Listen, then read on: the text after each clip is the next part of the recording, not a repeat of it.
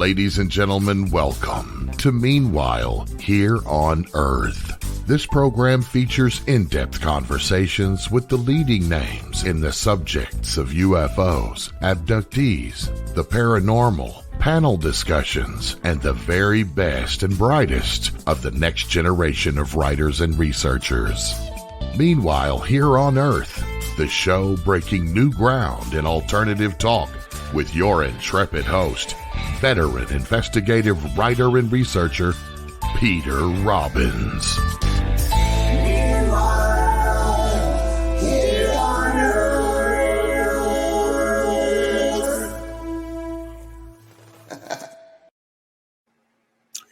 Hello and welcome back to Meanwhile Here on Earth on KGRA Digital Broadcasting. If you're listening to our show tonight but would rather be watching it, just go to KGRA's Facebook page or to YouTube, type in KGRA, then Meanwhile Here on Earth, and there you are.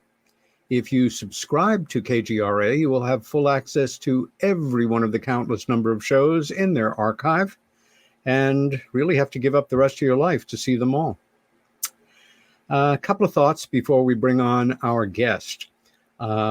We learned this morning that a great man in UFO work, Paul Hellyer, passed away.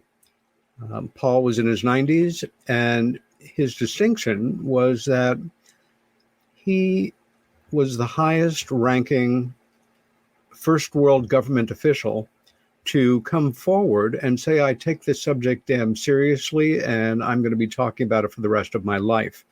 Paul, in the 1960s, was the Secretary of Defense of Canada. More recently, of course, many of you know that Israel's former Secretary of Defense, Avi Loeb, has followed in Paul's footsteps, but a bit more low-key, although he is out there. And for those of us who knew Paul, had the pleasure of spending time with him, respected his ferocity and courage in letting people know in no uncertain terms, in government and in public life, that truly anomalous UFOs were real, should be taken seriously, and their implications for humanity could not be understated. So thank you, Paul. We will miss you, and we were glad you were here. Next item is that any of you that listened to last week's really extraordinary panel discussion of 5 outstanding women who are experiencers and or abductees, activists in the field, and also mothers. I learned 2 days after the broadcast that one of them, a very dear friend and the oldest friend of mine in that group, Deb White-Cabell, had contracted COVID. I've been in touch with her every day. She's doing quite well. And I just wanted to read a brief statement from her so that those of you who know her and, like me, may love her, should be aware of how she's doing. This is as of this morning. Day 5 from the positive test, and my glands in my neck are a little swollen and sore, starting a low-grade elevated temp this morning. I imagine my immune system finally kicking in. Still sneezing, runny nose, mild headache. My throat is not as scratchy, so that's improved. No cough or breathing issues. My O2 sats remain between 94 and 99. Pretty good for a former smoker who's not sick. Overall, my symptoms remain mild. I am so thankful I got those vaccines on board when I did. April 15th was my second Moderna. They are likely saving my life now. I did a TikTok video about being a breakthrough COVID case, and it went viral. 120,000 views in 36 hours. I hope someone gets the shots because of that. I know, of course, this is a very controversial issue, and no less among our viewers and among the general public. I know we all wish Deb a speedy and complete recovery. Now, tonight's program is dedicated to a man you've never met, a very fine character actor. He is the star of the film we're going to be focusing in on tonight, That gentleman in the foreground is Christopher Munch, our guest for tonight and the director of the film. But to the left, that distinguished-looking gentleman who plays President Eisenhower and plays him brilliantly, actually passed away this past January 1st. His name was George. I'm going to mispronounce it, so Chris, you can correct me when you come on. Geordies, and The 11th Green is the film, his last film that he starred in. Again, a wonderful character actor, the kind of face that if you're a film watcher or regularly watch TV, who is that guy? I've seen him times before. I'll probably never know his name, but tonight's show is dedicated to him. Right, on to our guest.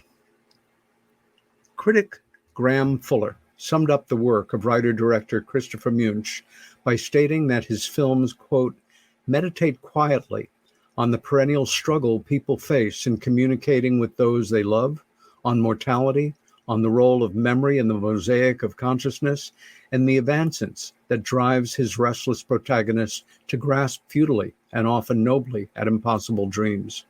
Critic and cinema historian Jonathan Rosenbaum called him, quote, one of America's most gifted independent filmmakers, which I would very heartily agree with. Munch's most recent picture, The 11th Green, was a New York Times critic's pick, as was his previous feature, the wilderness drama Letters from the Big Man. 5 of his features have played at Sundance, and his first, The Hours and Times, made in 1992, a speculative biopic about Beatles manager Brian Epstein, won a special jury prize there. An Impossible Dream was that overreaching themes of Munch's second film, the period landscape drama Color of a Brisk and Leaping Day, 1996, based on the true story of a young trolley mechanic who tried to save a doomed short-line railroad to Yosemite National Park. Munch then undertook the sprawling, unconventional mother-daughter story, The Sleepy Time Gal, that was in 2002, which Kevin Thomas in the Los Angeles Times wrote, quote, has a depth, range, and subtlety far greater than most American films, quote, and which David Anson of Newsweek, upon its release, stated was Jacqueline Bissett's finest performance. Munch followed this with another unconventional family dissection, Harry and Max, 2004, about 2 pop star brothers. Chris is a past Guggenheim Fellow, recipient of the Wolfgang Strata Prize in Berlin, winner of 2 Independent Spirit Awards, including the Someone to Watch Award, and has been featured in 2 Whitney Biennial exhibitions. He has received competitive awards from Alfred P. Sloan Foundation for Science and Film, Creative Capital Foundation, the American Film Institute, the Merchant and Ivory Foundation, and others. Writing in the magazine CinemaScope, critic Bernice Renaud described Munch's cinema as, quote, like an echo chamber, painfully recreating the most minute aspects of our existences, moments of private longing that we cannot describe even to ourselves. His cinema explores the traces left by forgotten or not so forgotten lives that often secret impact on the lives of others and their intricate contradictions. He potentially recreates what made them unique rather than generic. Christopher Munch, welcome to Meanwhile Here on Earth. Thanks very much, Peter. It's a pleasure to be here. I really appreciate it. How are you feeling tonight, my friend? I'm feeling good, and I'm hearing a long delay. Race, are you aware of the delay? I'm not hearing it. It's coming over the air perfect on our end, Chris. Okay, I'm not sure. That has to be something over there on your end, maybe. Yeah, something is okay. Yeah. Is it bothering you? Is it feedback in your headset? It's not feedback. It's a long delay. So several seconds later, I'll hear. I'll have to just check and see if there's. It's okay. The wonderful world of technology. I'm going to read another critical remark about Chris. This one published in the New Yorker following the release of his film. Extraordinarily imaginative, Munch plays those elaborate games of historical impersonation and speculation with a restrained poker-faced delight.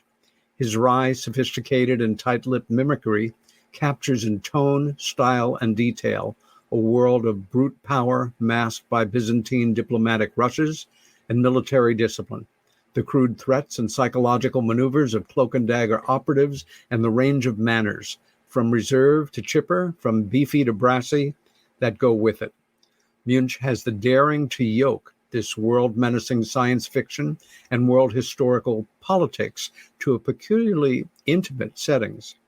The drama is filmed, its images in tightly restrained giddy delight, as high-stakes face-offs of duos and scrums of trios and quartets, and even a set of solo scenes in which private calculation resonates with mighty implications. The results never seem trivial or petty, however, because the characters are fittingly grand and forceful, and the vast views of empty deserts and skies provide a mighty natural setting for supernatural wonders.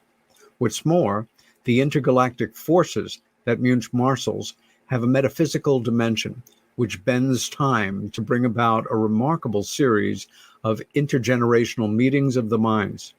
These revelatory sequences explore inaccessible recesses of psychological experience while, nonetheless, exposing 75 years of political verities as reckless shams and questioning the very nature of life on Earth. That from Richard Brody, published in the New Yorker magazine. How we doing, Chris? I'm still getting the delay here. Still the delay. Can you hear me? I can hear you just fine, and I think Race can too. We're getting none of it. Still the delay. Can you hear me? I could probably spend the show just reading superlative reviews of your films and running clips of them as well. I just asked Chris to back out of the studio and perhaps load back in and see if that might solve the problem. Yeah, okay, I will do that. Very good. And I actually will take the opportunity to read yet one more review. And this one from Sherry Linden in The Hollywood Reporter. The bottom line, a thoughtful and compelling what if starring a never better Campbell Scott, a bracing example of Munch's fearless knack for casting a new light on official stories. That information unwinds with a provocative and illuminating slant, and in combination with the film's eccentric mix of genres, time periods, and the Southern Cal desert atmosphere, it makes for a heady revisionist saga. Munch's premier premise rests on the two Prexy's assumed integrity and their flawed humanity. Well past his personal expiration date, a prescient Ike longs to see the release of closely guarded information that would affect the well-being of humankind and the planet. The Obama-like character is on the cusp of realizing Ike's wish, but the drama's idealism is tempered by an understanding of the ways the matter of national security, not to mention personal safety, can trump the best intentions. For all the story's machinations and dark doings, the 11th Green is concerned not with narrowly defined party politics, but the power of cabals and the relative powerlessness of figureheads. In its precision and poetry, the language is alive, and Munch gives each character a distinctive voice, a particularly choice line, delivered with emotion by the usually even-tempered Ike, spins around a colorful turn of phrase that could also describe this odd and elegant mongrel of a movie. Quote, "We're all," the long dead president says, "cosmic mutts." That from the Hollywood Reporter. And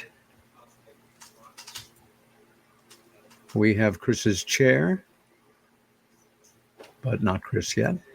I have to say, he's going through the same problems after restart, Peter. It's going through the same thing again for some reason. Okay. I have to say, over the months that Chris and I have gotten to know each other before this show, I have watched a number of his films, and I am a bit of a film maniac, but the fact is they are unique. He has a very one-of-a-kind vision that he applies to making movies that really singles him out. And the fact that he's probably a new name to you doesn't surprise me. The world of independent cinema is a planet unto itself. And unless you're something of a movie nut, unless it's a breakthrough film, it remains in another place. I will say at this point that in getting to know Chris, he gave me a gift, a book, which I have devoured over the past weeks. It's almost exactly 500 pages, and it is called Space Odyssey, Stanley Kubrick, Arthur C. Clarke, and the Making of a Masterpiece.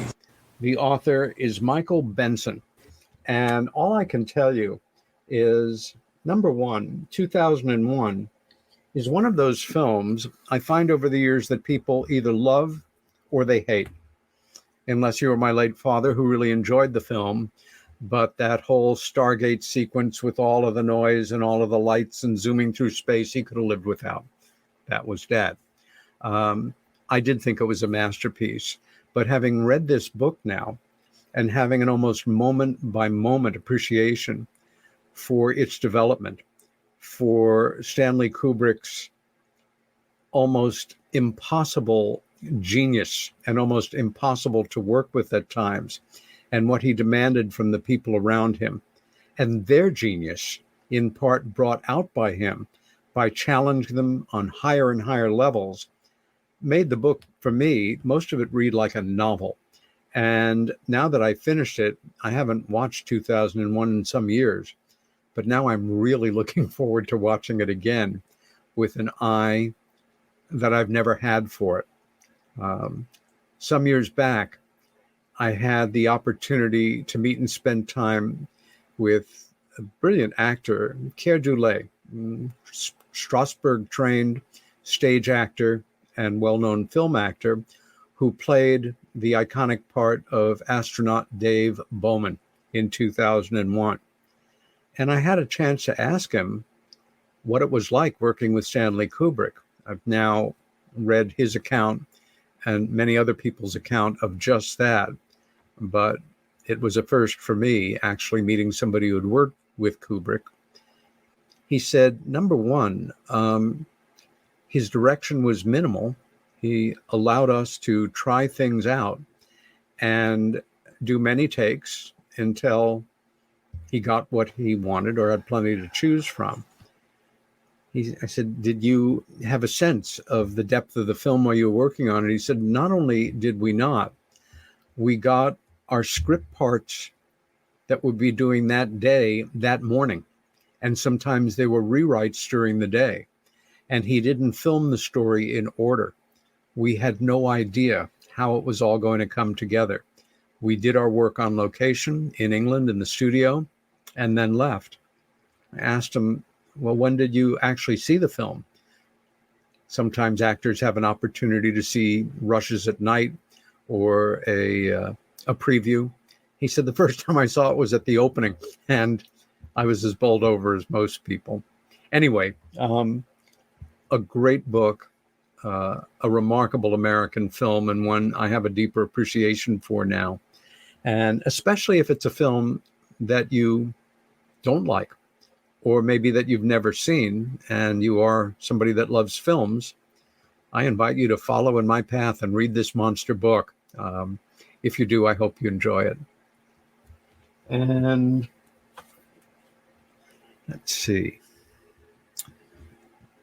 Otherwise, it's been a fairly busy week for me. My projects continue to mount up in terms of stuff I'm developing that I hope will see the light sometime next year. Chew on spec that may end up on the screen at some point. Another one involved in writing something.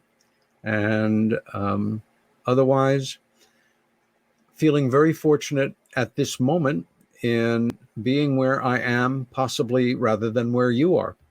Central New York State is absolutely gorgeous right now, getting plenty of rain. Everything is green. Even on days like this where it hits 90, the temperature can drop 10 or 15 degrees at night. We've had days in the last few weeks where it's been in the 70s during the day and in the high 40s at night, which makes me go through that existential moment of where's global warming when I need it personally. I'm not complaining. I like sleeping with a blanket in the middle of the summer. At the same time, my heart goes out to all of my friends where the weather is burning them up and the area around them. I'm very concerned about all of the forest fires, as I know you are, not just here, but the impact it's having on my friends in Greece, people in Turkey. It's scary. I don't know if any of you followed the particulars of the United Nations report on climate that was released either yesterday or today, but things are more advanced than we thought, and we still have a small window to try to get a handle on it. And I guess whether we do or don't, only time will tell. Race, any special thoughts from you on what's going on in the world at the moment? I wish we could control the weather. Well, yes. You know, if we could control the weather, we would have it all figured out. Yeah. Yeah. No, it's, I agree with your sentiments exactly. And then, you know, to everyone out there who's struggling with this COVID stuff and the fear, I've just got to try to instill in my family, as the patriarch in my group. I'm just really trying to remind everyone that most people that get this virus survive it. Shot or no shot, you survive it. There's a lot of people that have passed away because of it. A lot of folks.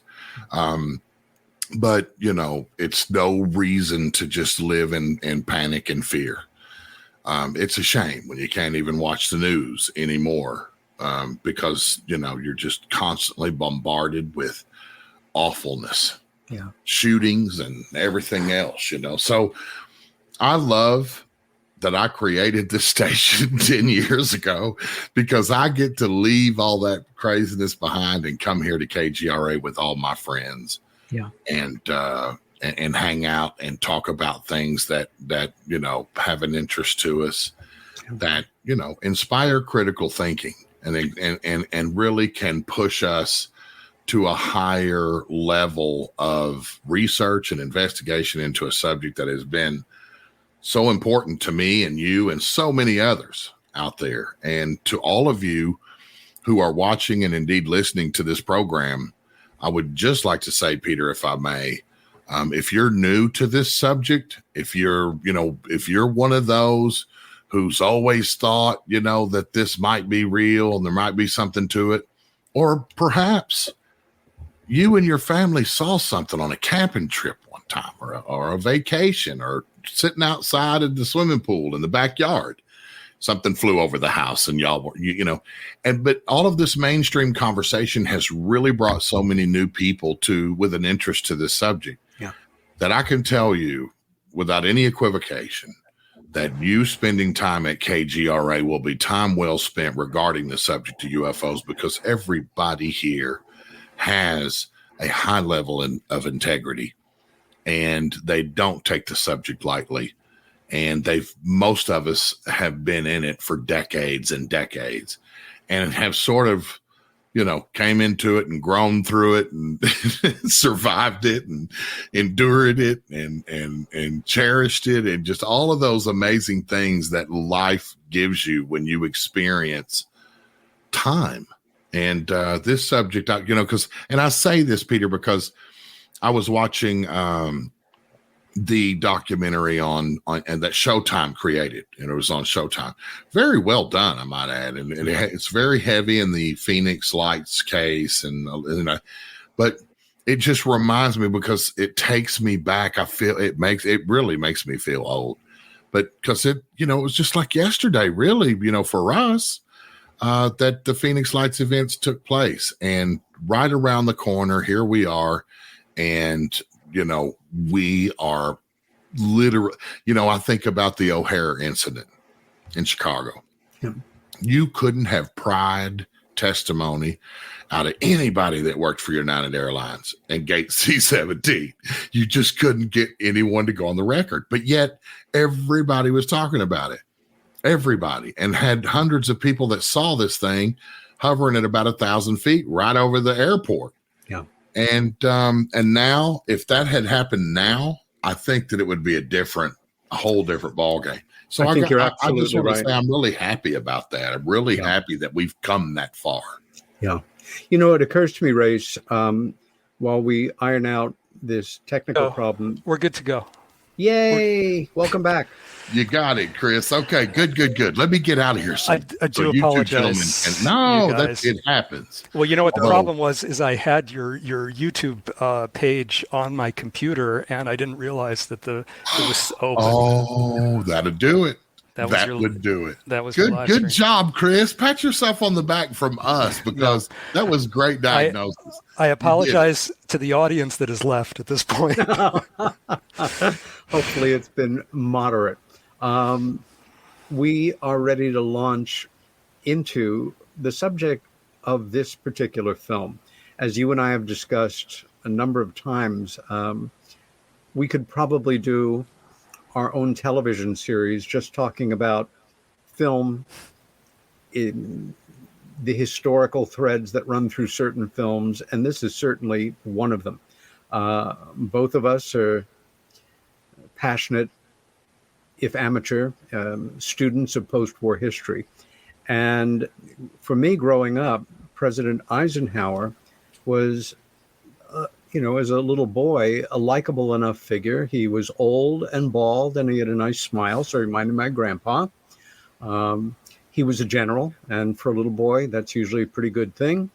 For my parents, I think less so. They were Democrats and felt that he should have been doing more than playing golf at some of the most tense moment in the history of humanity. We now know, of course, that Eisenhower was not as he posed in terms of the general public's often perception. He was on the case. He was very studied in all of the matters that mattered at the time. And I thought after the fact that some historians refer to him, his presidency, as the hidden hand presidency. You didn't see what he was doing.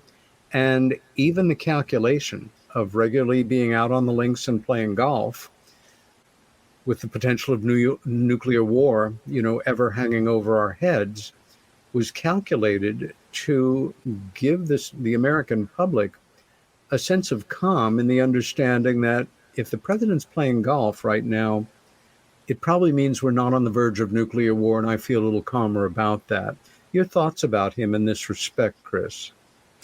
Well, one of the things that really inspired me to make the film was the idea that Eisenhower was this fascinating figure, very, profoundly dedicated to public service. He was, of course, the supreme Allied commander of expeditionary forces in Europe during the war. After the war, he was the first head of NATO, president of Columbia University, president of the United States for 8 years. I mean, he was ready to retire before he began the presidency. So he came uniquely qualified to the office. And the people who surrounded him, who eventually compelled him to declare as a Republican and to run on the Republican ticket were businessmen. You know, a lot of wealthy men that he tended to associate with. But these were men who I think regarded public service as a very high calling, not as something that you would do to enrich your own company or your own career. And it was regarded as something that you did because you were qualified to do it, and you did it usually at the end of another career. So Eisenhower, I think, felt that he needed to be president, and it was very hard for him. I mean, his body really bore the brunt of tremendous weight. One of the most fascinating documents of his presidency are the diaries of his physician, Howard Snyder, and the great detail that he went into about Ike's various ailments. You know, of course, we all knew that he had a heart attack, and people were very concerned about that, but he had every other manner of GI problem and gall, you know, everything manifested, the stress manifested, you know, in his body a great deal. So, again, the idea of a hidden hand presidency, I think, you know, Eisenhower really felt that any covert action was justified if it kept us out of a hot war. And, you know, regrettably, some of his actions, like, you know, overthrowing Mossadegh in Iran and overthrowing Arbenz in Guatemala, Terrible. These had very, very far-reaching geopolitical consequences. We're still feeling them. That we're still living with, absolutely. And in fact, it was David Talbot, I believe, in his seminal work on the national security state called The Devil's Chessboard, who tracked down the family of Arbenz and really drives home just the degree of suffering that resulted from those particular actions in Guatemala in the 1950s. So I think there were other areas where he ultimately felt that Allen Dulles, who was the head of CIA, the longest serving head of CIA, a man who was in waiting, having expected that Dewey would win the 1948 election, not expecting Truman, you know, to be in for another term. And during that time, worked assiduously behind the scenes, as did his brother, Foster Dulles, to craft the National Security Act. And of course, the great get-out clause in the act is the part that says CIA can take whatever other actions it needs to in the interest of national security. So I think, like Harry Truman, ultimately Ike felt that intelligence gathering should have been separated from covert operations. But in any case, you know, he surrounded himself. I mean, his cabinet was made up of some of these businessmen, like Chuck Wilson, the president of General Motors, you know, and a modern day equivalent might be somebody like Rex Tillerson, somebody who, you know, went into public service, I think, extremely competent to do so, and you know, seeking to really do a good job separate from whatever their business, you know, affiliations might have been prior to that. The whole idea of Eisenhower, the folklore of Eisenhower having met with representatives of extraterrestrial races, you know, that folklore, I came to the project without much knowledge either of the Eisenhower presidency or ufology, and yet that was in my mind somehow, and I'm not sure where I first read that folklore, but it seems to have had its origins in the mystic and lecturer Gerald Light in the early 1950s, who wrote to his publisher and friend Meade Lane at the Borderland Sciences Research Institute, that he somehow unbelievably had been present for an encounter that had taken place at Edwards Air Force Base. And in people have 1955, yeah. Well, this was in 54, I think. People speculated that, you know, perhaps Gerald Light, being the mystic that he was there by way of astral projection or some other way that would not have necessitated his the security precautions that undoubtedly would have come into play. But he contended that people like Cardinal Francis McIntyre of Los Angeles was there with him, and so this folklore went down. But it is worth noting that in later years, the presence of roundcraft at Edwards was confirmed by no less a witness than Gordon Cooper, who had been stationed there as well in the 1950s. So there was that incident that had gained some life in our collective unconscious, but there was also an alleged incident that supposedly took place in 55, I think, at Holloman Air Base. That's right. Which the UFO researcher Art Campbell wrote about, and he published this material on his website, and he located alleged eyewitnesses to the event and spoke with them or their families, and his website, on a design level, it doesn't necessarily cause you to think of a scholarly work. And yet, I believe that Art Campbell did approach this in a very scholarly way over a period of time.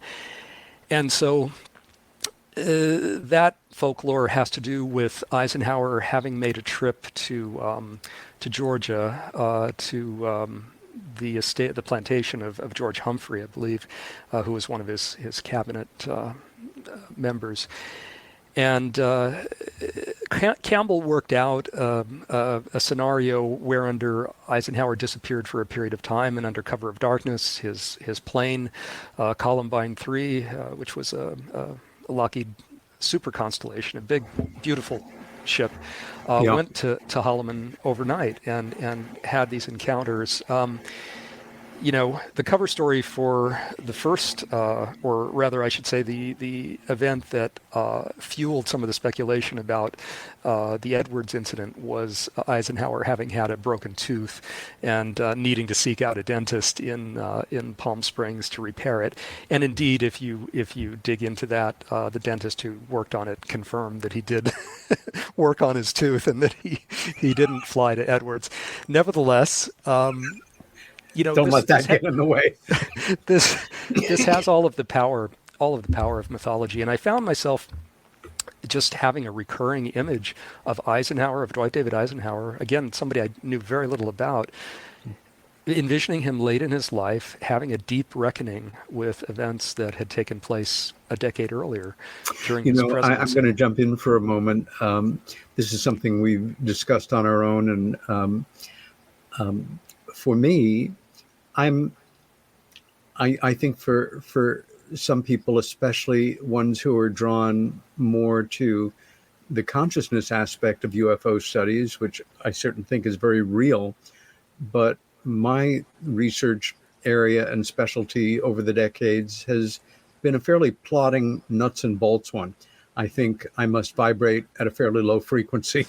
And for decades, especially after becoming involved in the work, I would occasionally hear certain people refer to the Battle of Dulce, under Dulce, New Mexico, in which 257 American troops were killed battling aliens, which resulted in the Treaty of Dulce, by which we made an agreement with them that they could abduct people and we would get technology. And as my dear friend and mentor and employer, Bud Hopkins, would occasionally say, they don't have to make a treaty with blanking anyone. And I've always felt that way. And what has passed for evidence for some people in this regard, again, the dentist did work on the tooth, has not washed for me. Nonetheless, I appreciate that many people take it very seriously. There is a quotation attributed to Hermann Goering, Reich's Minister of Culture, who I was not a fan of, but I do love the quote and how it transposes in some ways, which was, when I hear the word culture, I reach for my pistol. When I hear people refer to Eisenhower's treaty with the aliens, I reach for my allegorical one.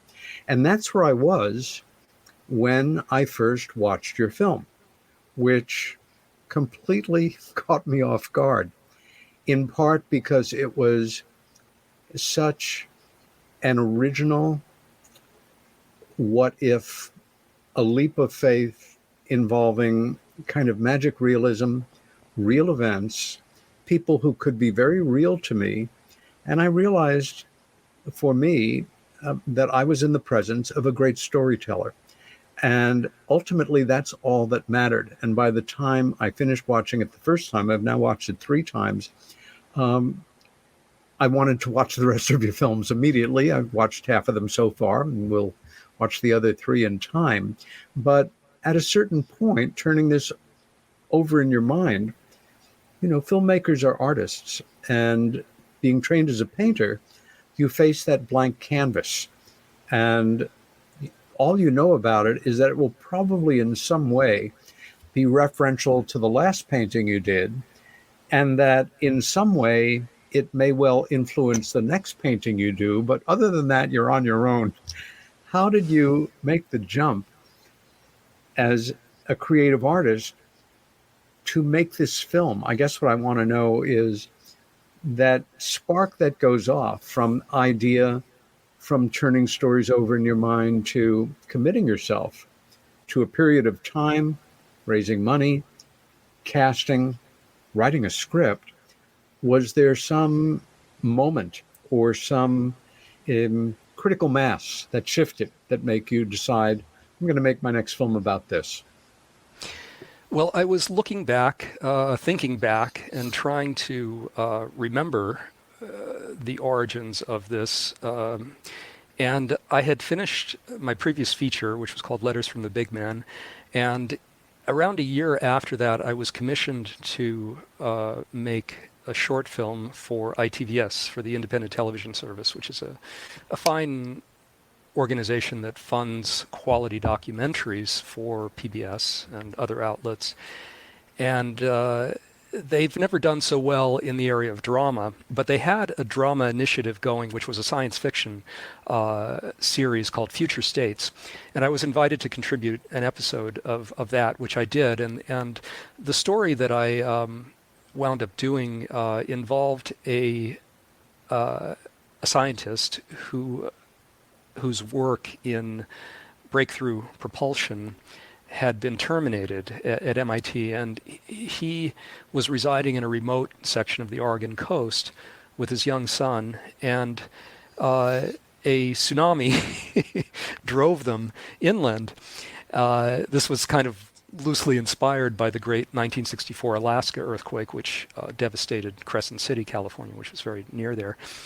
And in the course of this journey, they wind up in an intentional community in rural Oregon, where this inventor's love, passion for what he was doing is rekindled by seeing another man there who is doing something not dissimilar, but in a very unacademic way, very much on his own. Anyway, I made this film for them, but I remember having submitted to them a proposal for a short film, and again, I kept having this image in my head of Eisenhower in his Columbine going to Holloman Air Base and contemplating what would happen there.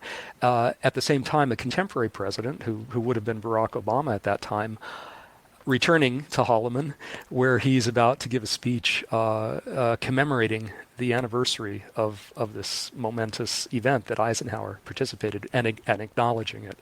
So this was rejected by them, and in hindsight, I'm glad it was, because it was beyond the scope of a 15-minute movie. Yeah. But that was the origin, and I came away from that experience with a particular interest in breakthrough energy and propulsion, and had read a fair amount in that area. I had read a lot of, I know he's a controversial figure, but I'd read a lot of Tom Bearden's work.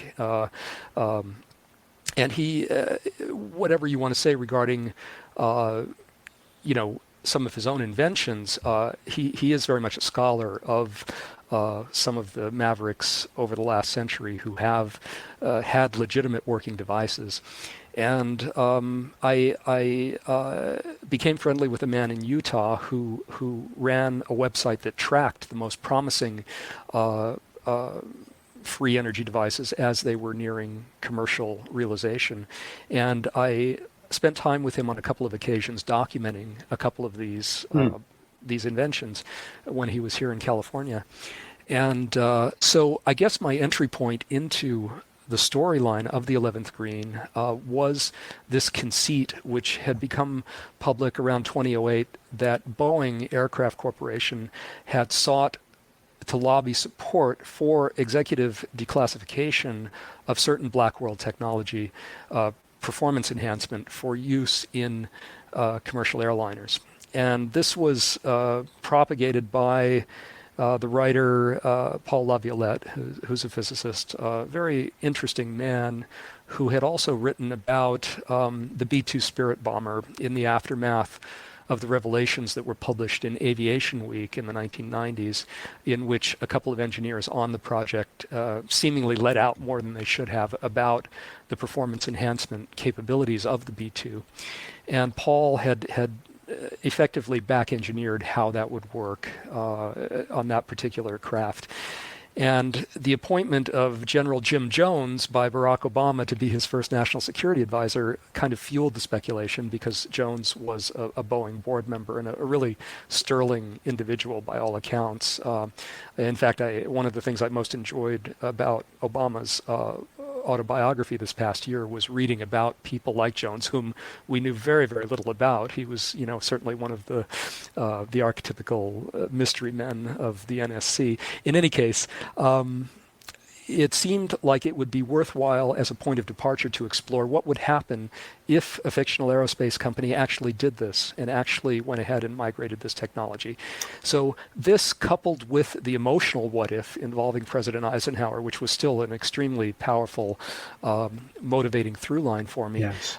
These points of departure are what inspired me to write the screenplay, which went through many, many, many incarnations over a number of years, and it necessitated walking through a lot of narrative doors that I didn't ultimately wind up, I should say, opening the doors, but not actually walking through them in the final movie.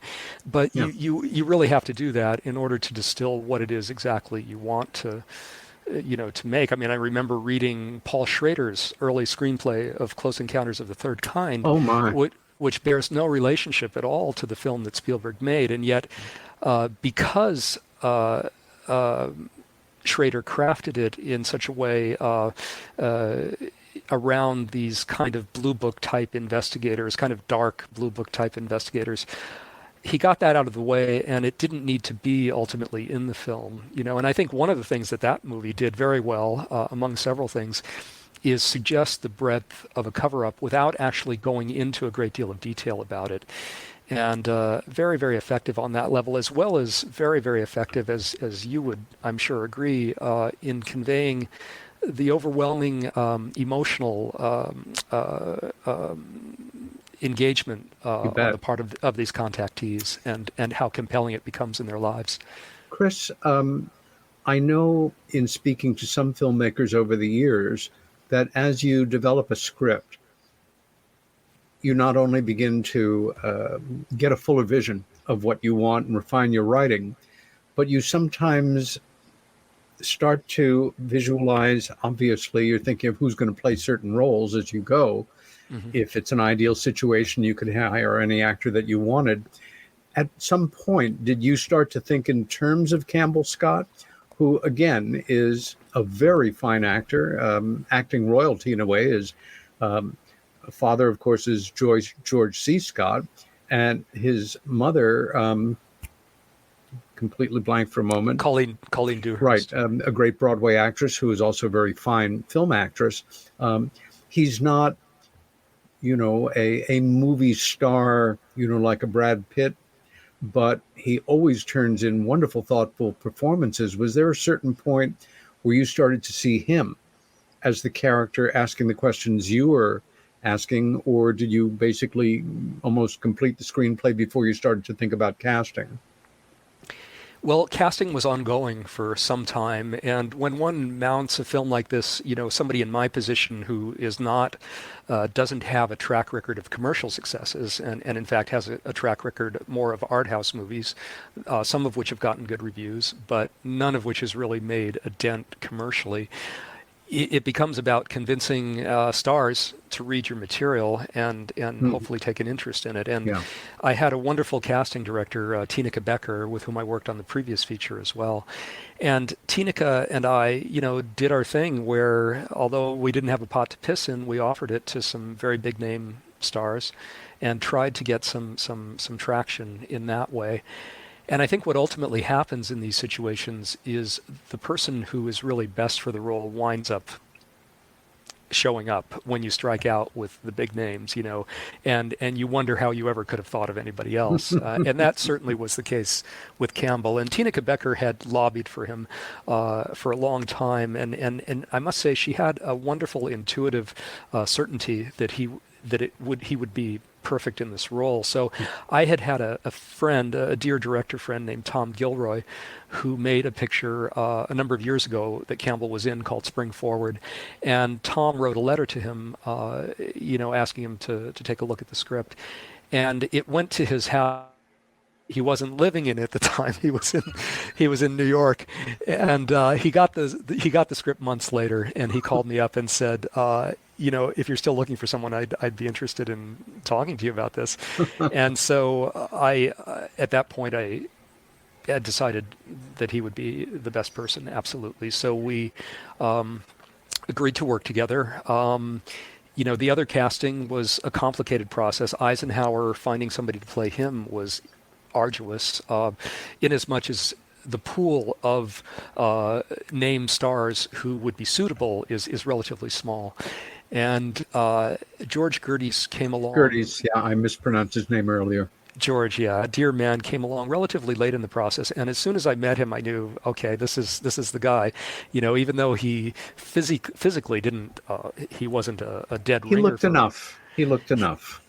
And moreover, he had a certain quality of introspection, even a spiritual quality that I think we didn't often get to see with Eisenhower, since all of the previous films that had been made about him pretty much dealt with the war years, and we're seeing him as general. The film, the miniseries with Robert Duvall, in which his relationship with Kay Summersby was dramatized, we did see a much more vulnerable side to him. But again, it was in a wartime situation, not in a post-presidential situation. So George, once he came on board, I was thrilled. And Leith Burke, similarly, was the first actor that Tineke met, literally, in her process. And she was floored by the fact that Leith so perfectly embodied what we were looking for in our president, who was patterned on Barack Obama. I can't say enough good things about him. He's superb, highly trained. He carried it off. He's and I don't think it's a role he ever really sought to play, although he knew he could play it if the right piece of material came along. And I'm very honored that he felt that this was the right piece of material for him to play that role in. Obama just as a character felt relevant to the story somehow. Even though during his 8 years of his presidency, the opportunity to really talk about this subject didn't arise. It wasn't in the national dialogue as it was later on. Nevertheless, he was a relevant figure in this discussion, and that's why I wanted to pursue the storyline with two presidents, because it was also a shorthand for a discussion of really how these men or women in such a unique position what their relationship would be to this question at this time, and their relationship to the elements of this phenomenon that intersected prematurely and possibly on an ongoing basis with elements of our military and our national security state. And I have to say, call it magic realism, the creative device you used to bring this more contemporary president back to interface with this historic president, for me, it was just so incredibly courageous and original, because it could have fallen on its face, and it didn't. It worked. And on the second two viewings of the film, I enjoyed it even more, because there was a certain, again, a what-if quality. This is not in any way a film presenting itself as, based on a true story, or, certain things have been changed, but essentially, no, it's a fable. It's a modern myth brought to the screen, and done so in a way that real historic figures have an opportunity to play through your imagination and be presented as real people in ways where you can't untangle the threads of what is true and isn't, and it doesn't matter. And with that understood, we're going to go to break now, but when we come back, why don't we start off the top of the hour by looking at the trailer for your film? Sounds good. Okay, this is Peter Robbins with my guest, Christopher Munch, on Meanwhile Here on Earth. Be back in about 3 minutes.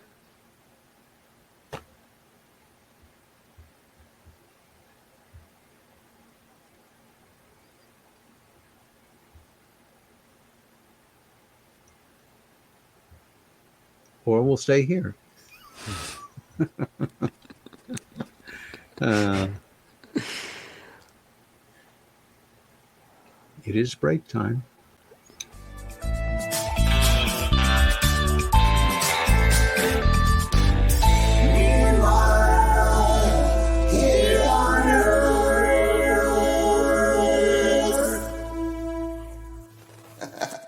Hey members, the new KGRA-DB app is now available on iOS and Android devices. Gain on-demand access to any KGRA-DB programming. Download any show directly to your mobile device to listen or watch on the go. Go to the App Store and search KGRA-DB.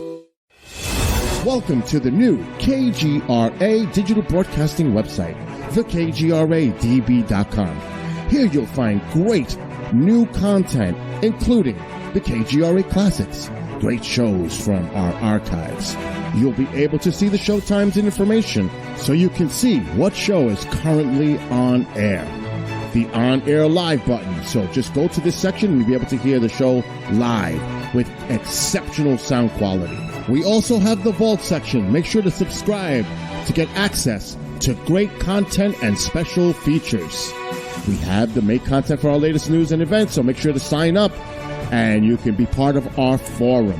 So make sure to check out the new KGRA digital broadcasting website, thekgradb.com. We look forward to seeing you there, and we hope that you enjoy the new website.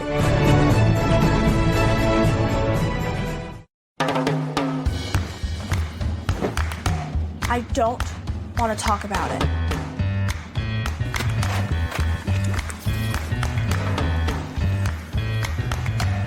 I don't want to talk about it.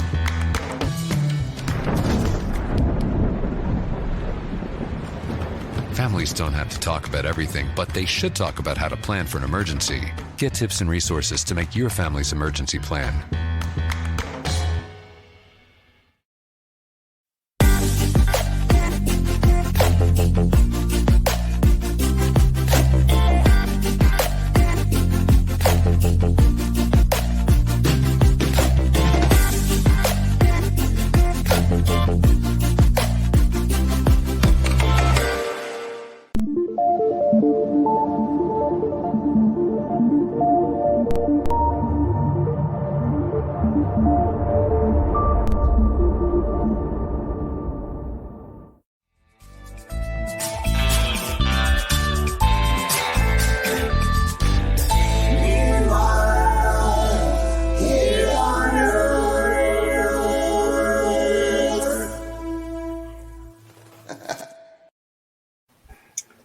And welcome back.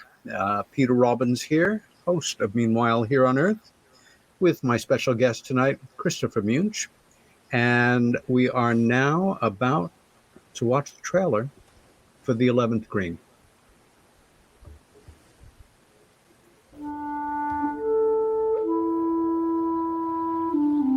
A number of aerospace and defense insiders tell us that anti-gravity planes and discs have been a reality for more than half a century. What if the real question is, what should the people know? How much do they really want to know? Is this or is this not why we exist? To cover what corporate media won't. Jeans and denims are prohibited in all public areas, so cell phone use. I've circled the house on the map. Solid bronze doors, like a fortress. This very house was built for a great president, as I'm sure you know. It must have been great advertising. General Eisenhower was a lot more than that. I had the pleasure of meeting him when I was young. Of course it is. How many are we tonight? 6. Excuse me, Jeremy? What do you do when you're not assisting retired Air Force generals? Computers. Help him with his computer. You need some sort of clearance? See that stuff? That part of his life was off limits. Ask no questions. Unfortunately, all the good stuff's locked away in special access programs. Born secrets, forever secrets, no mandatory declassification date. Is that ours or theirs? Well, by theirs, you mean the Russians. I don't mean the Russians. My advice, if you want it, is get your own man into that group. Your brother, maybe. Let me tell you, it'll be a cold day in hell that my brother leaves academia for your flying saucers. Honey, you're already dressed. Without your discernment, without your analysis, without what I know is your commitment to honesty, then this just disappears into folklore.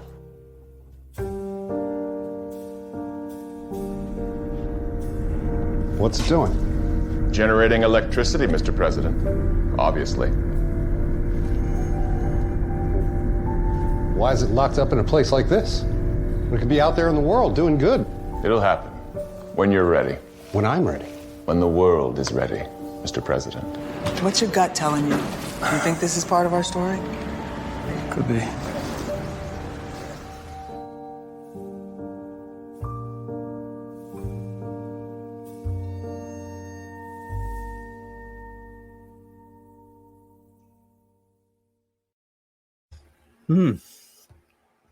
I'm ready to see it again. Chris,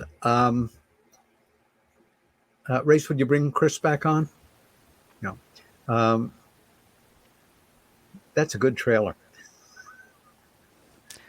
Thank you. I mean, it was a hard film to cut a trailer for, actually. There are so many characters in the film. It was easy to overdo it in that sense. But it's a hard film to summarize or to synopsize, certainly. And I think that had a lot to do with the difficulty that the film had being seen. I mean, I completed the picture, and as I think I told you, a solid year went by before I could get any sort of film festival premiere for it. And fortunately, thankfully, David Anson, who's a very fine writer, formerly of Newsweek, was programming the Palm Springs International Film Festival, which turned out to be really an ideal place to premiere the film because the audience there, it skews a little bit older, they're very smart, and really dedicated moviegoers. It's not one of those frenetic big festivals, where it's all about the publicity that it generates. In this case, it was an environment where I think the film, had a good launch. Unfortunately, not long after that, the quarantine business happened, so it didn't have many other bookings after that. What we wound up doing is opening it in a theatrical at home program that it had been built by a producer friend of mine in Oregon on very short notice for a picture that she had just completed called Phoenix, Oregon, that had a fairly large rollout planned and was already ready to go and publicized and so forth. And literally overnight, she had to build this platform to switch to a theatrical at home model where basically you bring in theaters that are closed, theater partners, to drive traffic to the film. And they're, as they would normally, they're acting as curators of the material, so their audience has a certain degree of benefits from that relationship, and at the same time other partners are brought in who can drive traffic. So it wound up actually reaching more people. What I had come to realize with my previous film as well is that my audience has become to be a lot less urban than it once was, and the fact that the picture was available in its first run to anybody anywhere really helped it, I think, and more people wound up seeing it, and it laid the groundwork for its VOD release later that autumn, and it allowed it to be on the radar of theatrical critics who otherwise wouldn't, it wouldn't be on their radar, because the environment. I'm sorry, Peter. I thought it was also a great irony that it made its actual premiere, so to say, before a live audience in Palm Springs, which is a location that plays into the story and, of course, is a real location in terms of Eisenhower's life at this contemporaneous period. And again, because your interest in history is so deep and because you are so well versed in it, I love the fact that so much of your research was, looking at old footage of Eisenhower, of locations, of places, of individuals that he worked with. And with that understood, one of the clips that you sent that I found just to be a perfect, fascinating time capsule was Eisenhower visiting Palm Springs in 1963. This is now, more than 3 years after he stepped down from office. Is that something that might be good for us to watch right now and then continue with our discussion? Or is there another one of the clips? Okay, let's go with that one. Well, let me just set it up for your audience. Sure. In the years after his presidency, when Eisenhower left the White House in 1961, he returned to his farm in Gettysburg, Pennsylvania, where he had lived. Well, he had the farm for quite a number of years, and his partners had raised Angus cattle there. And however, he played golf in a variety of places, and one of the places he played was in Palm Desert in an exquisite club called El Dorado, and he had friends who lived there, George Allen, I think, and some of his golf cronies, and so the developer of that club, a businessman named Robert McCulloch, built a house for him there, which was an exquisite mid-century post and beam modernist house that was located directly on the fairway. So it wasn't ready in 62, but it was ready in 63, and he was living there that winter, and that's when Walter Cronkite came out to interview him. And it was not long, I guess, after the Cuban Missile Crisis, because that's what they start talking about right away. So that's the setup from that. Cronkite and Eisenhower were probably as friendly as a journalist and president could be, and I think they had a really high degree of mutual respect for sure. And in fact, just 2 years after this, Cronkite did another CBS Reports called D-Day plus 50, or plus 20, sorry, and where they went back to Normandy together. Cronkite took Eisenhower back to Normandy, and it was very moving, to see him in those actual environs reminiscing about it. Yeah. So anyway, that's the story of those two. Great. Let's take a look. Going back now to 1963.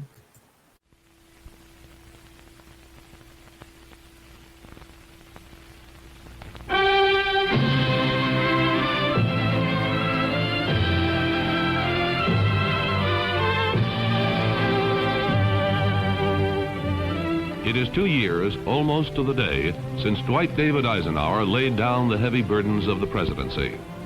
2 days ago at his winter home at Palm Desert, California, the 34th president sat with CBS News correspondent Walter Cronkite and discussed the state of the nation and the state of the world.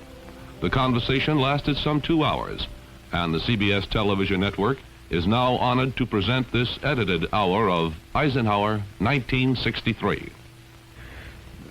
Why do you think Khrushchev pulled out of Cuba? Well, I don't think it's so much pulling out. I think that we must always think of the Russians or the communist effort as something like a flow of lava. It goes to comes down and destroys anything it can get where it can get into the place. When it's blocked, well, then it just goes somewhere else. Now, if you go clear back to the beginning of this trouble, the Russians had made a couple statements. Well, remember, we have rockets at home, and if anybody does anything to Cuba, we like them, and words like that.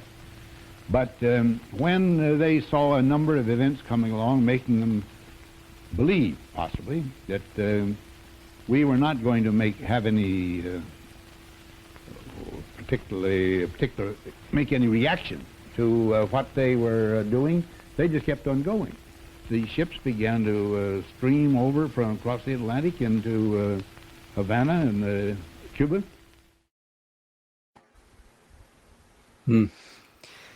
So, Eisenhower, his syntax was often mangled, and he often used it to his advantage in press conferences. If he wanted to obfuscate an issue, he would say, "Just leave it to me. I'll lead them so far off base by my stumbling." But in point of fact, I mean, he was an outstanding writer, and his writing was impeccable. And, he gave us some remarkable memoirs with the help of his son, John S.D. Eisenhower, who was also an assistant of his during his presidency. And it's really a remarkable family. The two subsequent generations, John S.D. Eisenhower, and then two of his kids, Susan Eisenhower was a biographer of her mother, Mamie, and David Eisenhower, Ike's grandson, wrote a fantastically good book about the post-presidential years, which is affectionate without being hagiographic, called Going Home to Glory. And in fact, I relied on that a lot for some of the details of what the house in El Dorado was like. But seeing Eisenhower now, again, you talked about the hidden hand presidency, but one of his colleagues, Emmett John Hughes, who was a speechwriter, wrote a very beautiful political memoir called The Ordeal of Power. And if I may, there's a passage from that I'd like to read. Please. That really beautifully encapsulates Eisenhower. He was not, then, exactly a simple man. He bore some marks of character and temper beyond doubt or qualification, a formidable honesty, a rare humility, a sense of dignity, an abhorrence of pretense, a distaste for all self-seeking, a tireless will to conciliate, a speechless horror of war, and a restless hope for peace. The rest, so it seemed, was unresolved. The gregarious man was shy. The man deeply stirred by demonstrations was undemonstrative. The man with the glowing smile had a thunderous temper. The internationally minded leader of the Western world was a frugal Kansan. The soldier shunned and renounced the trappings, even the weapons, of political command. The man whom the throngs cheered and liked, with a warmth extended to only one other president in more than a generation. The man toward whom they seemed so eagerly to reach, as one akin to themselves in feeling and manner and speech and countenance. This man was, singularly, a man who stood alone, and one could not help but wonder at times if he were not too a lonely man.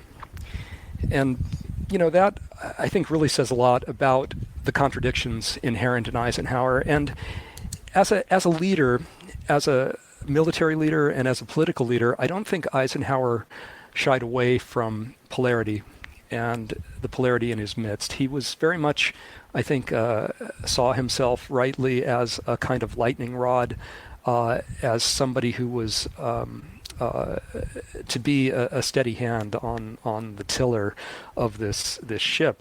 One of my characters in the film, our visitor from another world, says, "You're at the helm of a great ship riddled with holes," and Eisenhower, I think, was very important in his brinksmanship, obviously, which he shared with people like his Secretary of State, John Foster Dulles, and Dulles' successor. A little too much, considering thinking about May Day and the U-2 incident, which really had to be the most humiliating, depressing But moment. he didn't want that flight to happen. I mean, that Alan Dulles, exactly. CIA. But it was that one last thing. Let's do it, Mr. President. And they knew it happened on his watch. Yeah, they knew the time was up. Their time was up. Yeah. So, obviously his record is mixed, but again, very much as we as a society seek to redefine our institutions, and as we seek to redefine what we want our presidency to be, he's a very relevant figure, and somebody I think we would do well to learn from as we go forward, in this time of hyper-partisanship. Well, one of the other clips you have is of George Gerdes talking about his. Do you want to show that one? Because I do, and I was just about to ask you, in casting Gerdes and coming to the resolve that this was the man for the role, did you talk to him about any special thoughts or feelings he had about this past president, or whether he had a particular interest in him or had ever read any of his stuff, or did he have any feeling of identifying with or getting into character in a way that was based on some past interest or current interest in this president? I think George, as I mentioned, really honed in on the more introspective aspect of Eisenhower, and indeed he talked about looking into the eyes of his counterpart, the alien ambassador, in quotes, which was the name of a Washington Post article a few years ago called Ike and the Alien Ambassadors.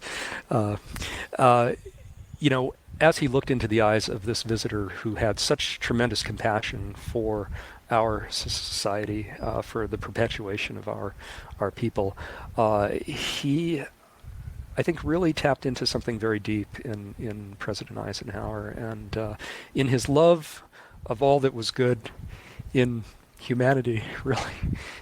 He came through the war. We thought that fascism had been defeated, and our enemy was defeated, but fascism wasn't. The corporations still existed, the clandestine organizations still existed, and I think Ike knew this. And one of the lines in the film, he says when Beetle Smith has just finished briefing him on the UFO situation in 1952, he says in voiceover, I felt the way that I felt when I first set foot in a concentration camp. I wanted to react as any normal American would react, but I couldn't. I couldn't because I knew too much, and I knew the way things really worked. And knowing the way things really worked, I knew that I had work to do. And I think that sums up the environment that he walked into in 53 when he assumed the presidency. The Robertson panel was convened literally days before his inauguration. And so there was already in motion tremendous momentum behind the efforts of the military and the clandestine services to control the information. Literally institutionalize. They refer to it in the panel report as educating, but debunking, of course, is what it's about, and finding ways to explain away anything. And as an aside, as somebody that loves language, I remember occasionally my dad's father, he would dismiss things that he thought were silly as that's a lot of bunk. And bunk goes back to at least the 19th century in terms of bunko and nonsense and scams. But to debunk, as far as I know, the very first reference that I'm aware of to that word, which now is just part of, the English language, was in the Robertson panel report. If any linguist or student of language out there can assist me in confirming or denying that, I'd appreciate it. But yes, let's go to the clips of George in the Q&A. And I have to say again, watching the film 3 times now and having some idea of, Eisenhower's presence, having read everything he wrote, but certainly several books and a number of articles, and, thinking about his service to our country in the military from the time he was nominated for West Point right up until he stepped down as Supreme Commander of Allied Forces in Europe, that George captured something. And, whether the loneliness, the shyness, the ability to talk to a crowd, and most poignantly, that one scene that I spoke to you about very recently, where he's with Mamie.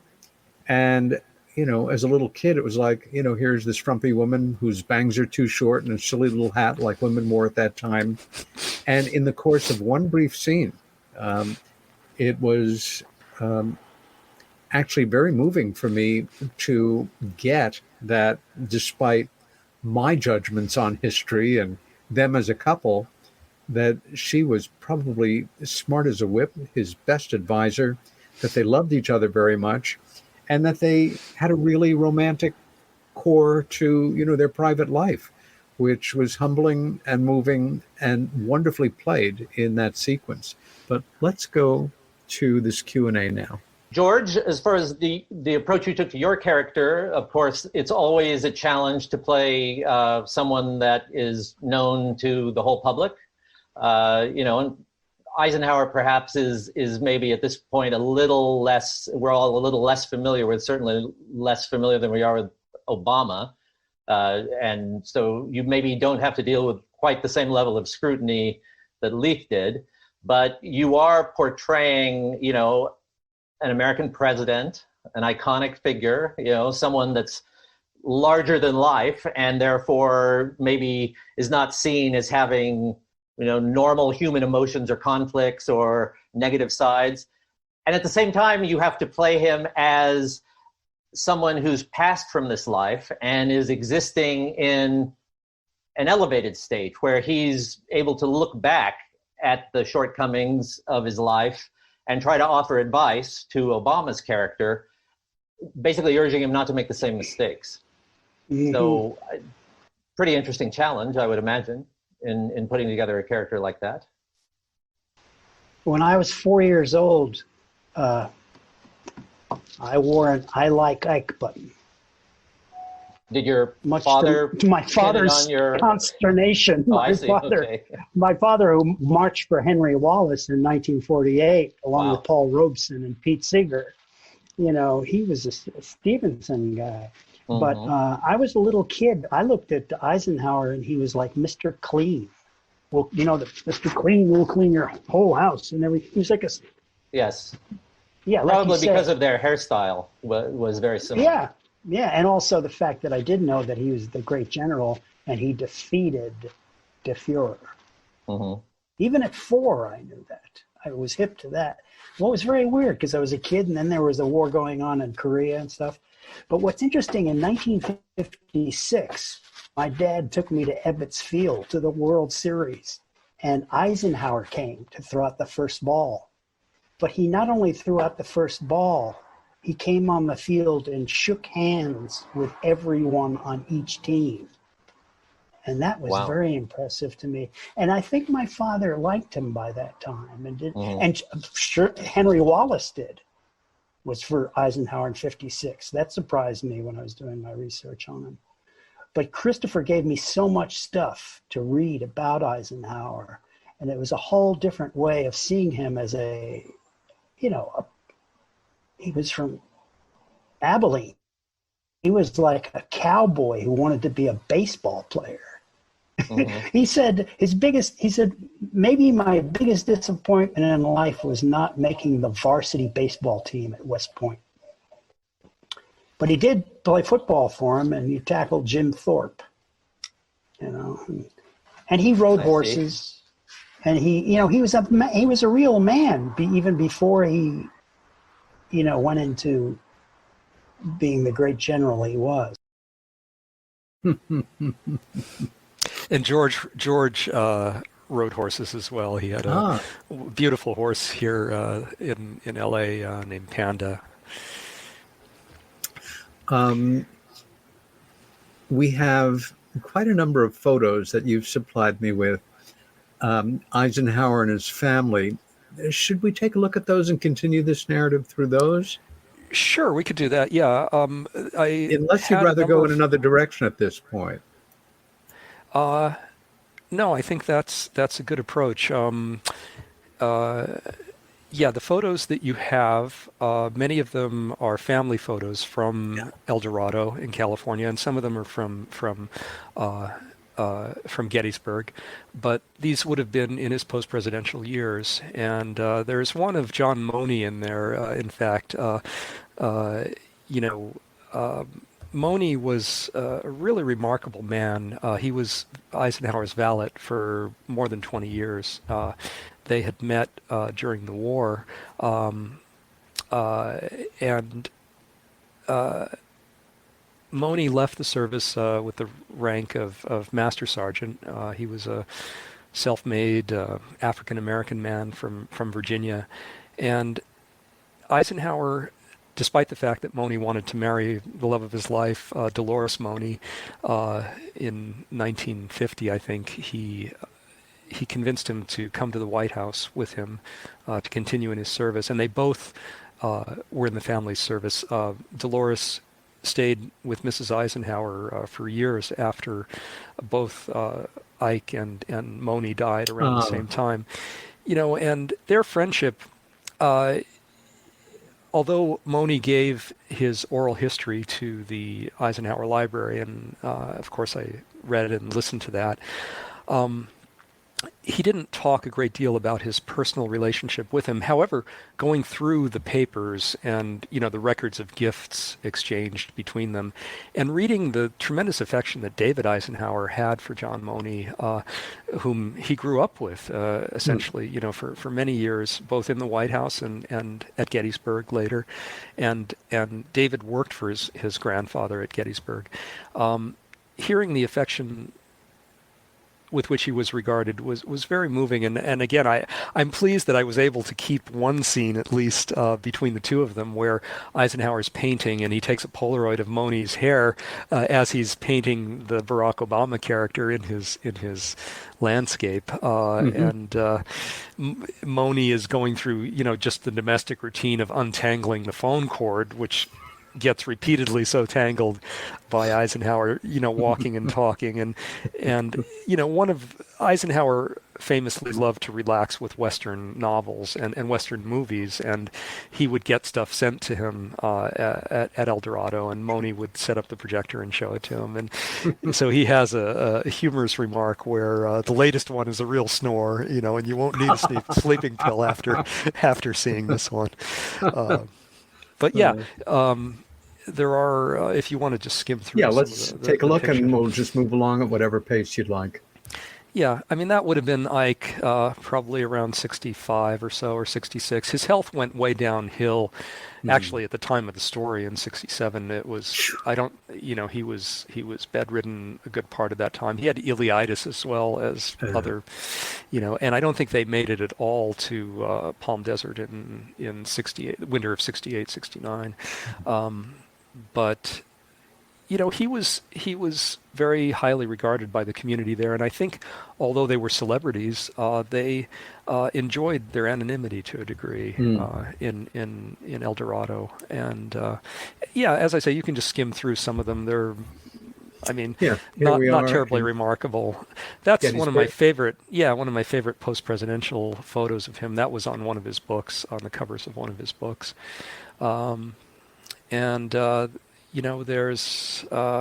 There's some others of him on the links. I think that's the same hat that Harry Truman adopted. A very similar one. That's them in front of the house at El Dorado on the 11th green. Huh. It was a big place. A big rectilinear one-story house, and he had a lot of visitors, including, I think there's one of Dick Nixon shortly after this. This would have been after Nixon was defeated in his run for the governorship, I think, of California.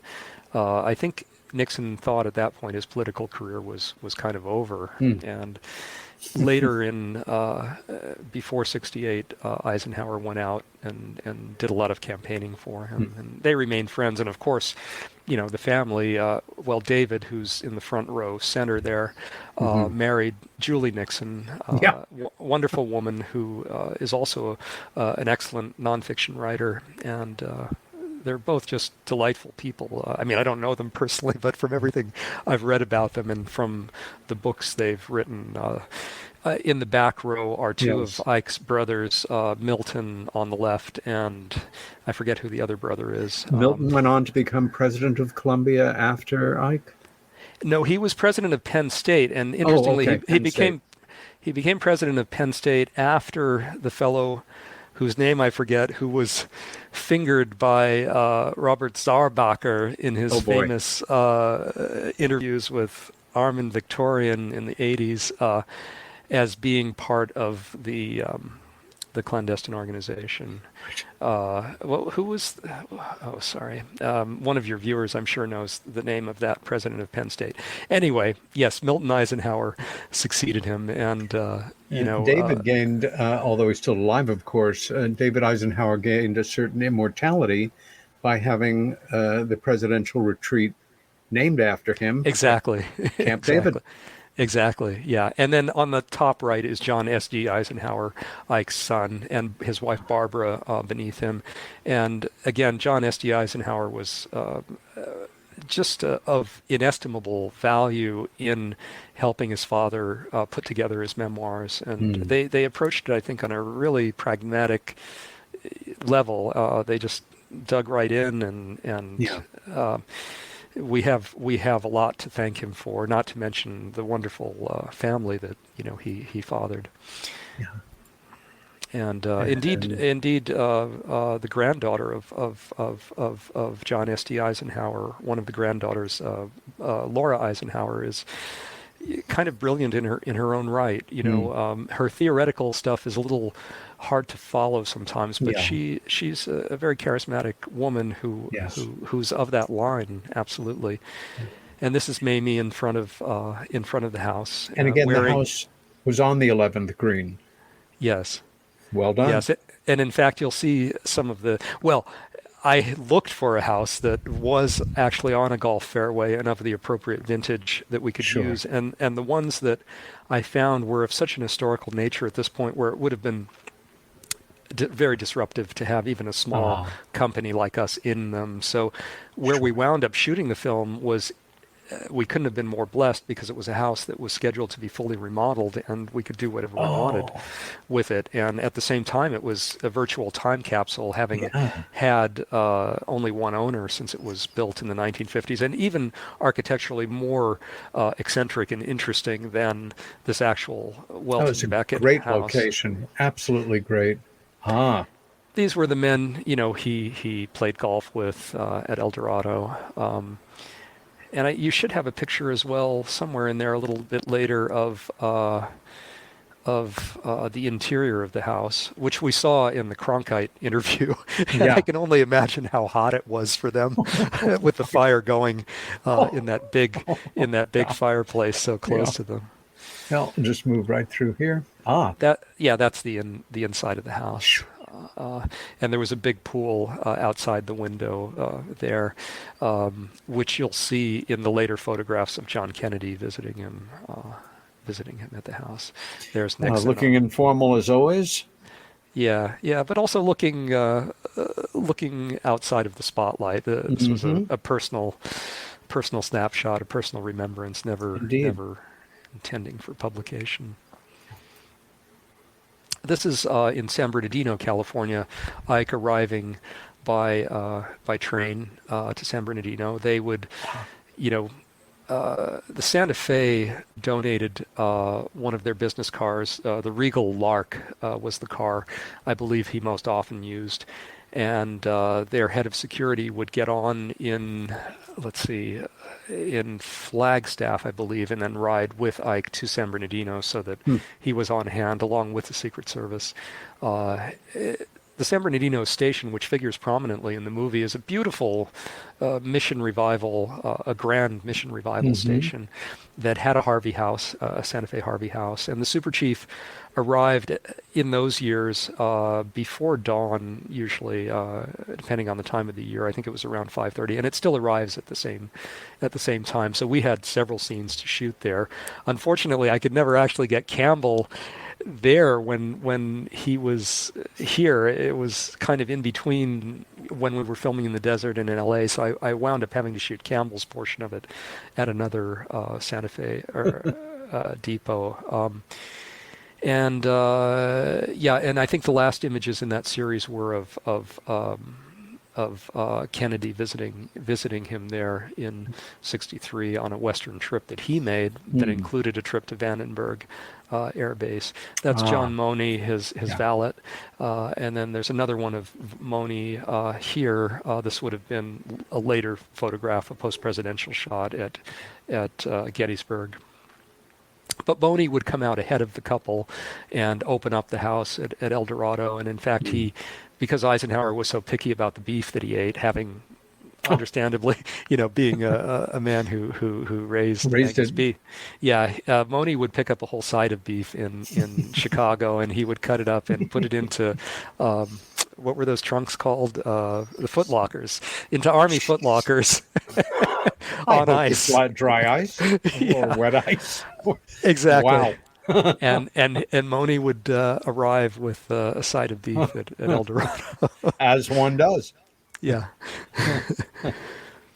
And Ike played in various tournaments that were held in Palm Springs and Palm Desert, and he was a local icon. Many of the local landmarks. There's a a very large health care organization called Eisenhower Health, I think, that's named after him. There's a big hospital there. This is Mamie and Ike alone at home in Gettysburg. Again, just domesticity. Mamie wearing the color that she popularized, called Mamie Pink. And there's one of him painting there. Of course, he took up painting at the time that he stopped smoking in the late 40s. Interesting. That I wasn't aware of, but he's, like Churchill and a number of other world leaders and certainly other well-known people who later in life do just that. Now, of course, George Bush. Right. And and Eisenhower became more, and I don't mean to disparage George Bush, but Eisenhower became more accomplished over the years as a painter. Churchill studied, I believe, with a Royal Academician, whereas Ike, I don't think did. But the room in which he painted at the White House, it was in the northwest corner of the White House. Sorry, the northeast corner of the White House. But it had north light. In the residence, and it was kind of a closet from what I understand.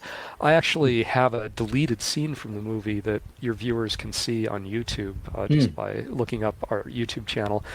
But it takes place in that room where Eisenhower is painting, and it's a flashback that involves Bobby Cutler, his national security advisor, General Robert Cutler, who was one of his closest friends later in life, and in fact came to visit him at El Dorado.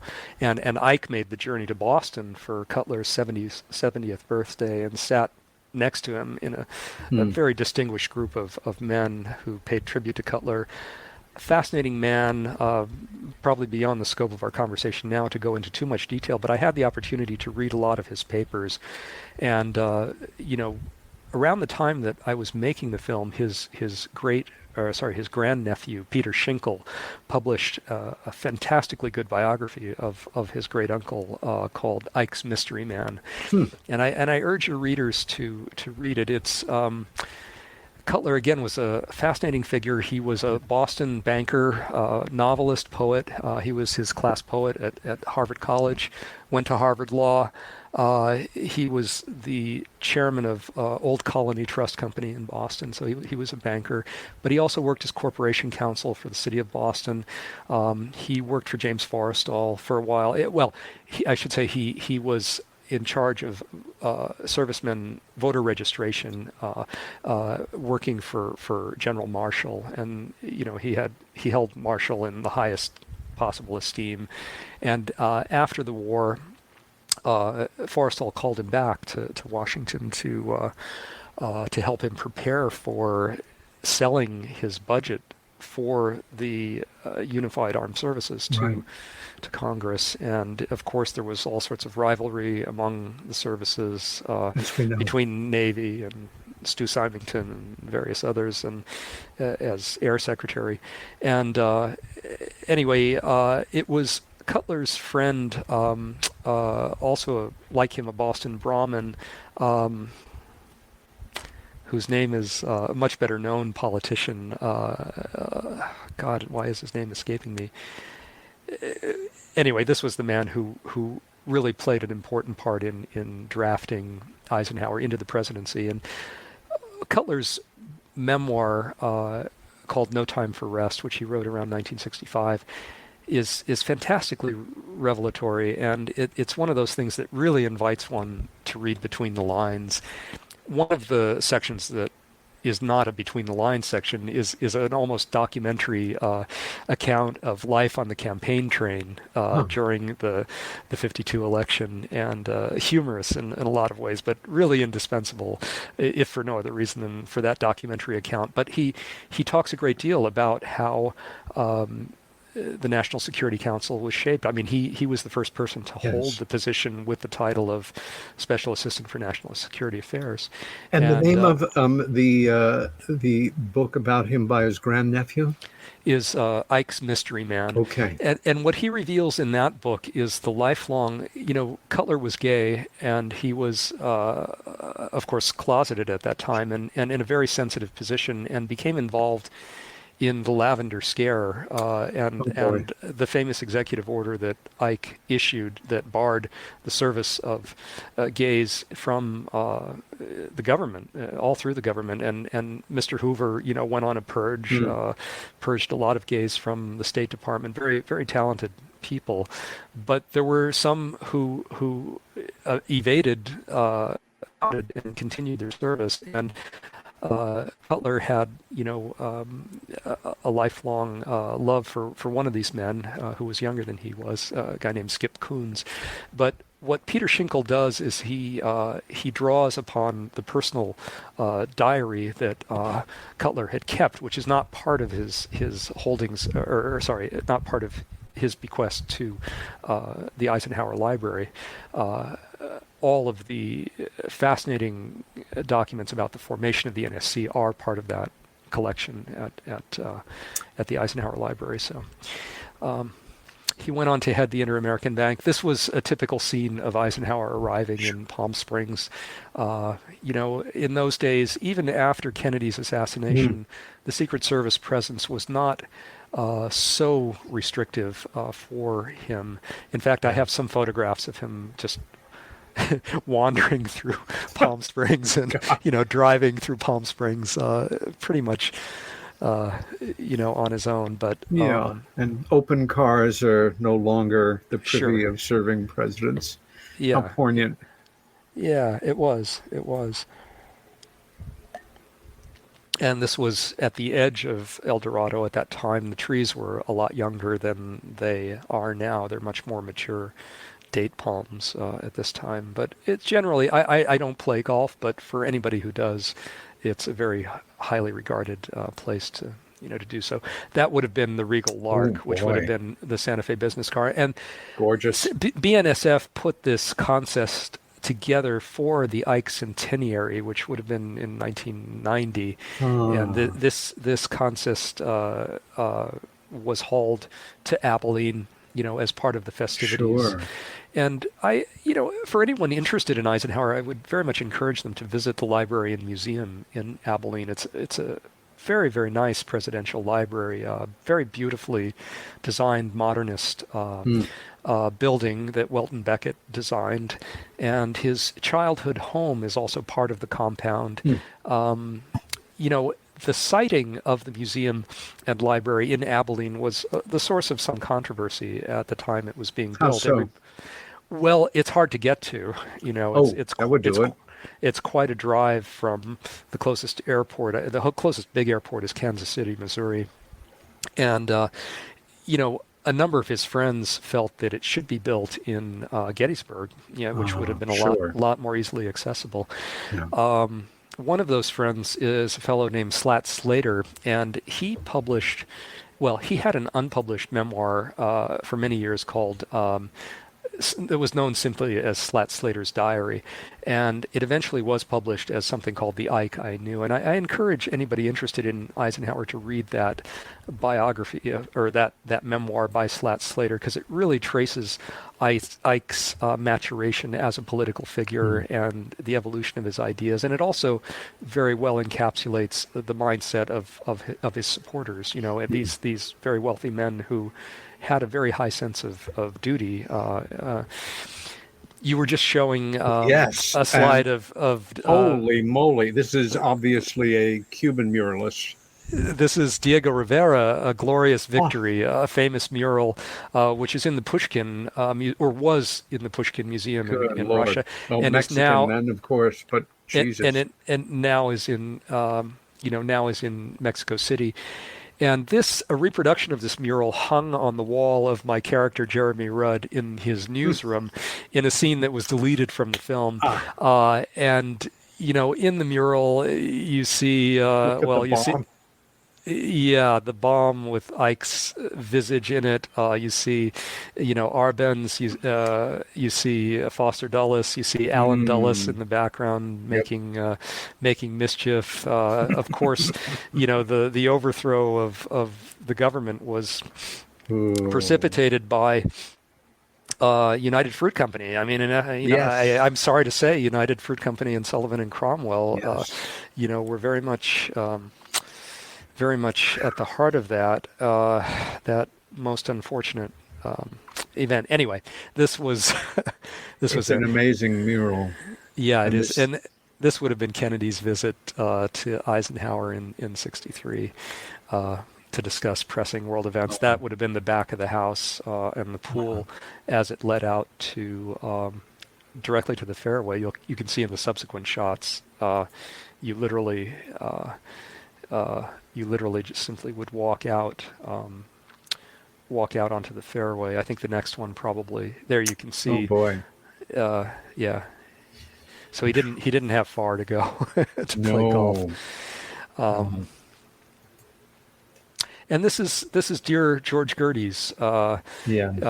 At I believe this is in Elysian Park here in Los Angeles, where his beloved horse was stabled.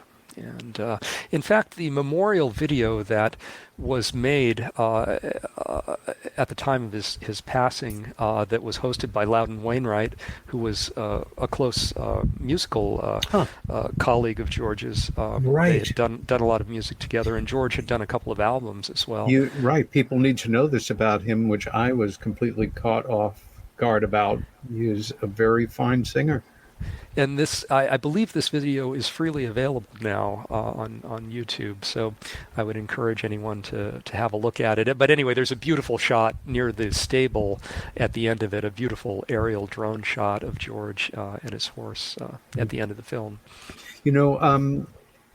So much of the subject of the film, subject of our conversation, so much of the subject on the minds of the men surrounding Eisenhower and Eisenhower himself revolves around secrecy.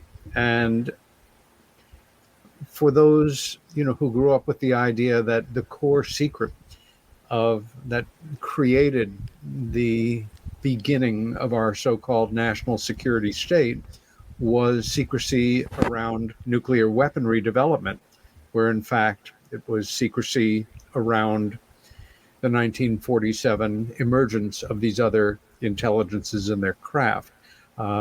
Richard Dolan's 2 books out of 3 so far, UFOs in the National Security State, for me are invaluable for that breach between indeed 20th century post-war history and our modern national security state, which now is a fait accompli, to put it mildly.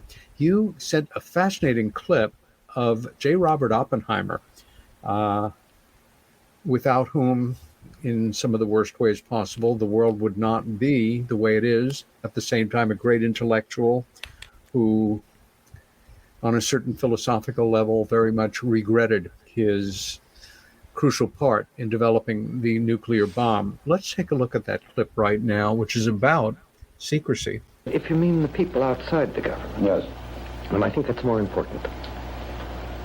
There's a really a point that I feel most deeply, and I think I speak really now the voice of my profession, and that is the integrity of communication.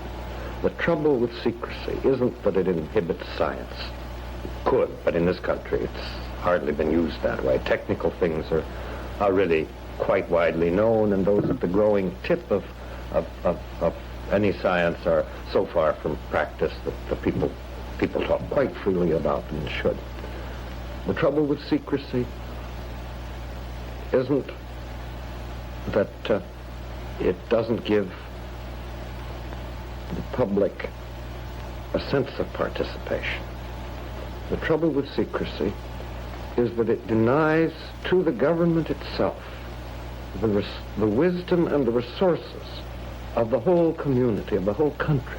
And the only way you can do this is to let almost anyone say what he thinks, to try to give the best synopses, the best popularizations, the best mediations of technical things that you can, and to let men deny what they think is false, argue what they think is false. You have to have a free and uncorrupted communication. And this is so the heart of living in a complicated technological world. It is so the heart of freedom that is why we are all the time saying, does this really have to be secret? Couldn't you say more about that? Are we really acting in a wise way? Not because we enjoy chattering, not because we're not aware of the dangers of the world we live in, but because these dangers cannot be met in any other way. Well, if I may say so, I think you were speaking there not only for your profession, but for mine, if it is a profession.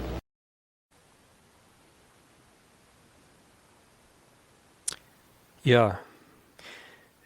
Are you there, Peter? Are you there, Peter?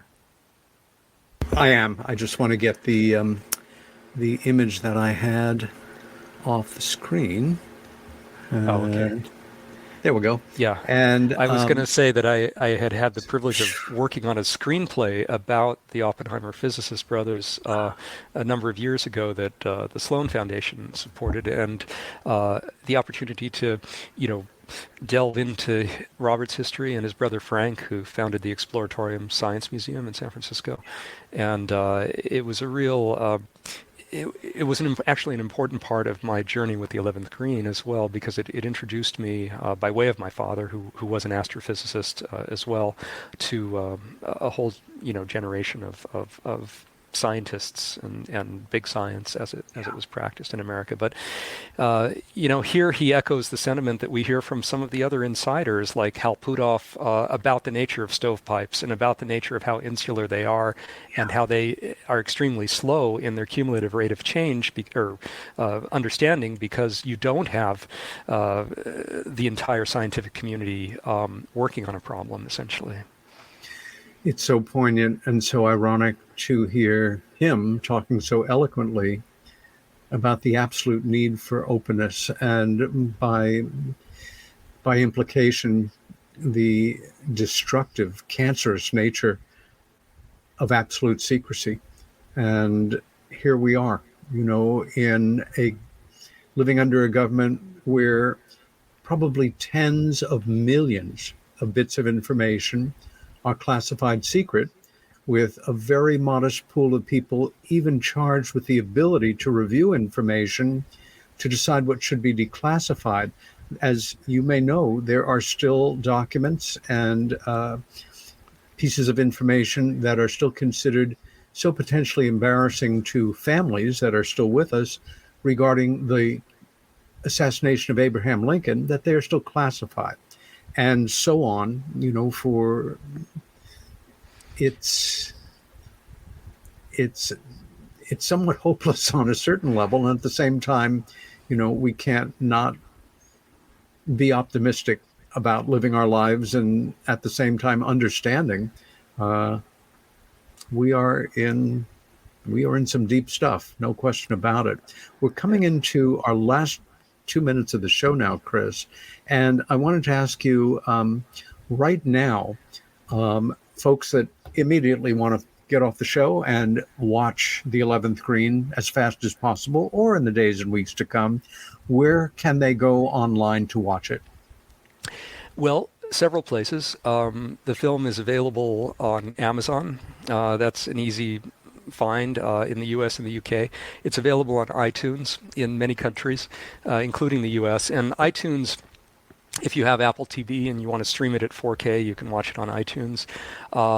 Some of the European countries, though, the big countries like France, Spain, Germany, you can't see it on iTunes. So for those viewers, you can go just to my website, ChristopherMunch.com, and there's a link to Vimeo on demand where you can watch it without any region restriction. So it's also available on Google Play. That's an easy place to find it in the U.S. And Vudu. So those are the digital platforms where it can be found currently. And I have plans to put out a collector's Blu-ray edition of the film later. That's what I was just going to ask you. Yeah. Okay, good. So we'll be on the lookout for that. And as soon as it drops, you will let me know, and I will let our viewers know. Christopher Munch, our time has just gone much too quickly. Thank you so much for sharing the extraordinary well of knowledge on Eisenhower, the clip from the film, which I very much hope people will see. I am an unabashed fan of it. And you and I, of course, will remain in regular contact. Thank you very much, Peter. And I apologize again to your audience for my snafu at the beginning, which has, in my career of having made every mistake I thought possible on a technical level as a filmmaker. Pioneering a new way to screw up. I'm very proud of you. Very near the top of the list. So, this is Meanwhile Here on Earth on KGRA Digital Broadcasting. My guest tonight has been Christopher Munch, and his website again is ChristopherMunch, MUNCH.com. Next week's guest will be a dear friend and close colleague, Paul Davids, a regular Renaissance man, filmmaker, writer, artist, and executive producer of the outstanding and outstandingly unique film about Jesse Marcel Sr., Roswell. If you've enjoyed the show, please tell your friends. See you next week. Stay well, stand up for what you believe in, and be kind to each other.